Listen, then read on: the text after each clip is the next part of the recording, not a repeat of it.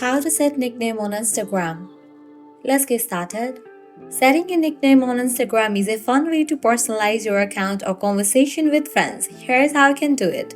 Launch your Instagram. Make sure you have already logged into your account.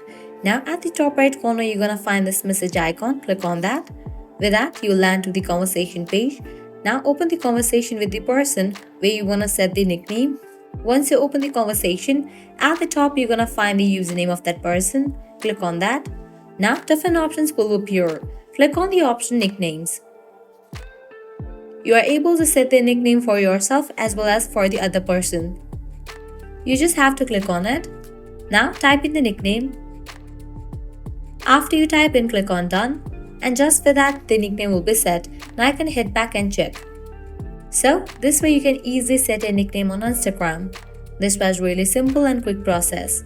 If this guide was helpful, do not forget to like, share and subscribe to our channel. Thanks for watching.